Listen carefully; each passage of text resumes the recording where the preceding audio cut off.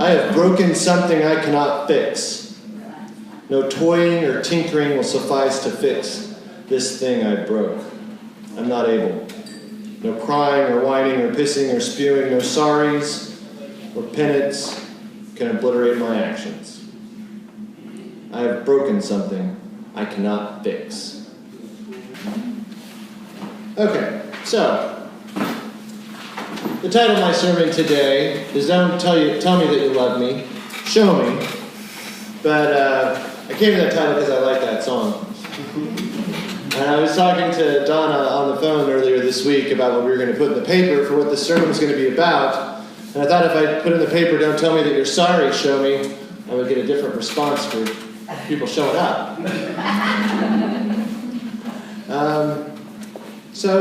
My son and I really like to play the board game Sorry. And he's young, he's 8. We've probably been playing Sorry for about 2 or 3 years. And when we first started playing Sorry, he really enjoyed it because he was just old enough to be able to read the cards. It's a game that you don't spin. You pick up the card, and if you know the number, you move the spaces on the board. But some of the numbers have special instructions. So, for instance, if you draw 4, you go 4 backwards. Or if you draw 7, you get to split 7 between 2 pieces and count the difference, right? There's also a card that's called a Sorry card. The way the Sorry card works is if you pull the Sorry card, you get to take your piece from the start, and you get to knock the other person's piece off the board somewhere and put them back to start and replace them with your piece. And then you say the obligatory sorry. And they start over. Now, when my son and I first started playing this game, it was his favorite thing in the world to get the sorry card. And he would knock your piece well across the room, replacing it with his own. I mean, there was a whole hand swipe motion. And there was digging under couches and furniture to find the little piece of plastic that skidded across the floor. It's like, that's not really a very nice way to play, is it? He's like, oh, I just get so excited. And then I'll draw the sorry card, and there's not a lot you can do about it. You get the sorry card, you do what the sorry card says. So I pull my piece out, and I carefully replace his piece and pick his piece up and put it back at home, and he's on the floor. Why do you hate me? It's just a game, buddy. I'm sorry. That's the way the game's played. So I want to talk a little bit about the difference between a lip service to sorry and real atonement. I know, that's a quick turn, right? Atonement is a change of action. Sometimes that change of action is a means to ameliorate something you've done against someone else. But real atonement and real, not forgiveness, but real apology is changing the way you behave in a manner that allows you to behave, at least what you think, society thinks, other people think is better. So back to sorry. 2 or 3 years down the road, we're playing sorry. Now when we play sorry, Noah's very polite. He'll pick up your piece and he'll put it back and start. He'll put his piece there and he'll say, I'm sorry, Dad. That's the way the game's played. Because the one time I knocked his piece across the room and laughed all the way to his position on the board, he did not like it. And there are particular apologizers in the world that frustrate me. I find it frustrating. Frustrating, not really like anger issue creating, but frustrating that there's a handful of people out there that say that apologize for everything. Every error that has happened in the earshot of their voice has been their fault. Right? You know those people. Oh, I'm so sorry. It's okay. You're not late. I'm really sorry. It wasn't your coat. I'm really sorry. You didn't cause the death of my mother. They're kind, caring people. They're sorry because they're working on empathetically participating in life with you. Right? And that's not a bad thing. But then there's other people who will never say they're sorry for anything they've ever done. They can't recognize it. To recognize that they are sorry means that they have to recognize that they've made an error. And it's sometimes very difficult for people, especially I found, the more power or wealth or prestige they have, to admit an error because somehow that denigrates their power, their wealth, their prestige. So we've come to a point in society now where someone can do a truly horrific act. And they're advised by their lawyer not to say, I'm sorry, because the courts are going to decide that. If you apologize, it could lead to more of a payout on the end. You're admitting fault right off the bat, and the sun could have been in your eyes.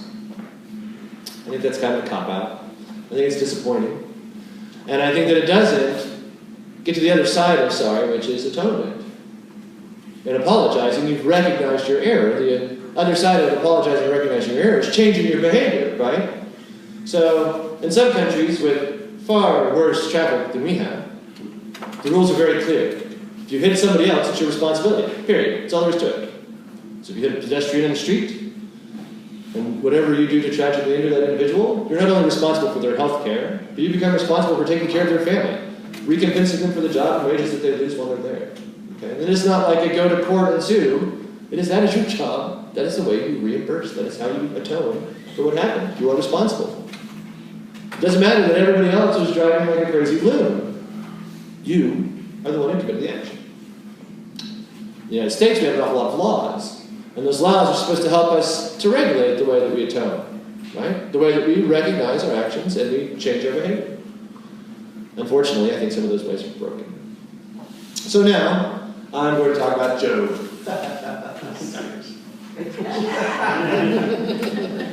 I heard a really fun sermon this last week in which this gentleman talked about the story of Job. And the story of Job that I know is the story of Job that I was told as a small child. Job is a decent man who loves God, and because of his love of God and his praise and worship of God, he's a prosperous individual. And one day, God and the devil have a conversation, and in that conversation, they make a bet that the devil can make Job deny God. And the devil goes after him. Job loses his wife, and his kids, and his wealth, and his home, and all of his possessions, and then he loses the shirt on his back, starts getting sores, and really bad health. And all through this, his friends are like, oh my gosh, I cannot believe God is doing this to you. And Job's like, well, he's got to have a reason. There's got to be a point. That was the story I was told as a kid. And eventually, Job shows his worth. He maintains his integrity and his commitment to God, and God gives him back everything tenfold, and everything's better. Oh, I don't like that story. I don't like it for a lot of reasons. But what I didn't realize is if you read the book of Job, which is like 47 chapters long, it's a long book. For that little story we just did as a blurb, right?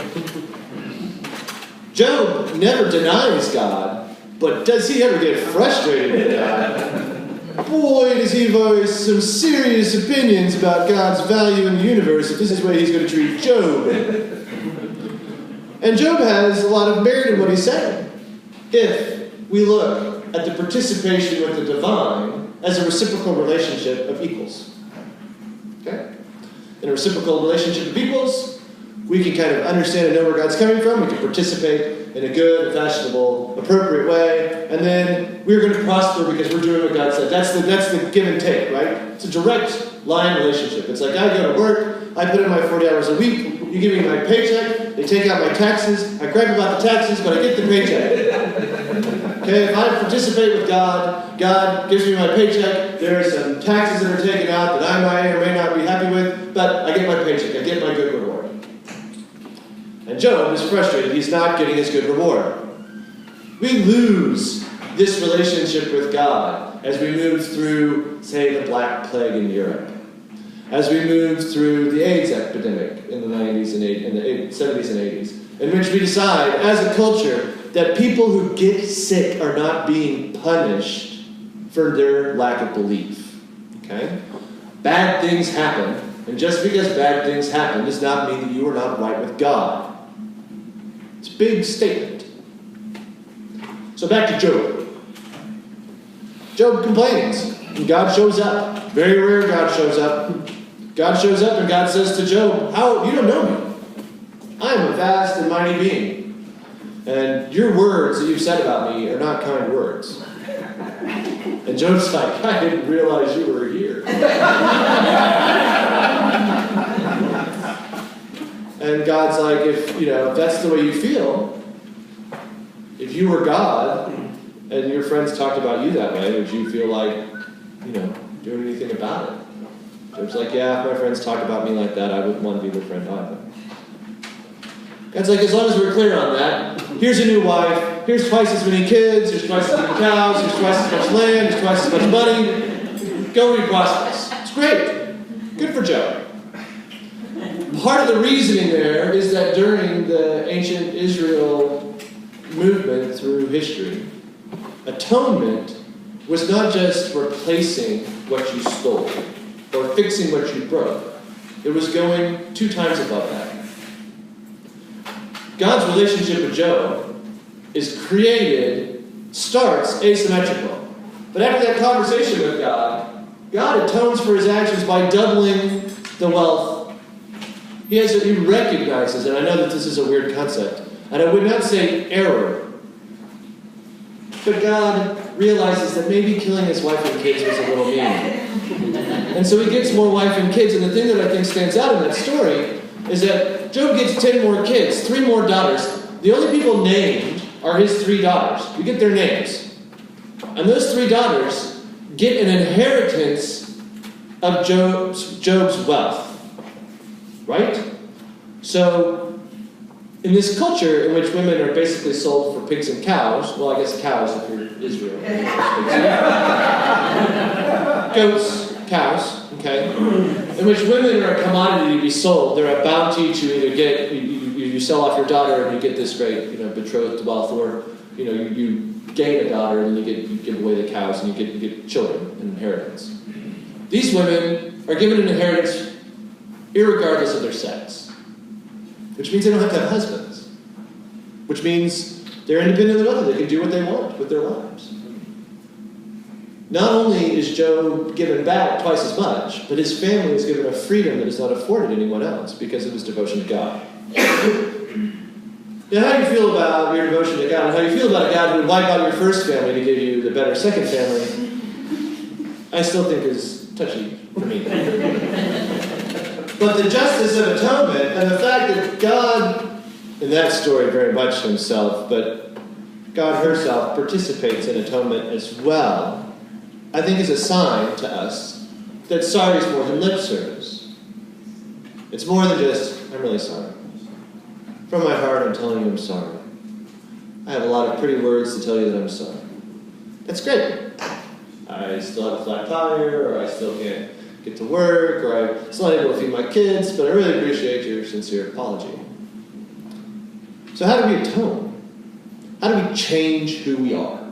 And in changing who we are, we become compassionately vested in the world. And there it is. Don't tell me that you love me. Show me that you love me. Right? Because the fear of recognizing our mistakes and the response that we socially get from that recognition can be overwhelming. We are watching a wide variety of human beings run for office right now. Many of whom would have much bigger heads than the king from that story if it occurs. And many of whom have a hard time talking about the way that they've changed who they are. It's difficult in politics to say that when I was 30-something I believed this, but now 30 years later, I feel this way. And it's hard in politics, as somebody who participates as a voter, to make a decision as to when somebody's really committed to that change and when they're really just trying to get your vote. They're kind of pulling the wool over your eyes, right? And it can be difficult participating with our friends and neighbors and the rest of society and knowing when they're truly sorry and when they really changed and they're going to change their behavior and participate in that changed way with you and with the rest of the world. So we do different things to get people to change. We send them to jail, we give them community service, we give them rehabilitation. If you're little, you put them in a corner, you take away their Nintendo, and then you take away their other Nintendo. But the key here is that it's usually some kind of punishment-driven thing, right? Because I can tell you from my own personal history that as the oldest of 5, the lip service I gave to apologies was not atonement. I love my brothers and sisters dearly now, and as adults, we've all had conversations about the way that we treat each other and the way that we've changed our behavior from our childhood to now so that we can have a relationship that does not involve weapons. But that relationship has grown because we recognized, hey, sister, and these are my personal stories, and I'm not going to route out my brothers and sisters on any of their foibles, but I apologize to my one sister for the fact that she was the butt of every family joke. Always. She took it really well, never really noticed. Every time, well into our 20s, my sister was the butt of every family joke. And then we're all sitting around the dinner table one night, making fun of my sister like we always did. And her husband turns to us and he's like, you know what, you guys are really nice people, and you're really funny, but we're not going to come back to dinner with you anymore if you cannot quit picking on my wife. At which point, pretty much everyone at the table was like, oh yeah. We really suck. I apologize to my other sister for all the times I raided her stash of cash under her bed because I needed a date and didn't have cash. At which point she's like, oh, it wasn't always you. My other sister stole money from me too. And I was like, I can guarantee it wasn't as much as I did. Apologize to my brother for the fights that we got into, the fist fights mostly. He's the one that's just 2 years younger than me and probably easily 100 pounds lighter than me and a good 6 inches shorter than me. But tended to be a lot faster than me. And we had a very good time, and we had a very good relationship as adults. Apologize to my father for the fact that I was a teenager. It seemed appropriate. I wasn't the nicest teenager. I think I drove my father into contemplating screwing the window pane shut because the nails weren't cutting it. I wasn't always the nicest person to women. Part of these things are hard to talk about, right? But it's true. As a teenager and an early college student, I used women as much as most people use other things. It's not appropriate, and it wasn't the right way to go. And as an adult, I've changed the way that I treat women. And I actively have to remember that when I participate in the world. Not just because I participated in an inaccurate way, but because sometimes thoughts still go through my head in which I'm like, that's really not the way I want anybody to think about me. If everybody could read my mind, I would not be happy with what they're reading right now. I think it's important for us to actively pursue atonement. Pursue the change that makes us better. Okay? So yeah, you can apologize. And it's important. And people need to hear those words. I'm going to finish with the reason that I ended up doing this entire sermon. So I was watching a MASH episode, because I'm almost done, guys. We'll have different series to talk about. But in the MASH episode,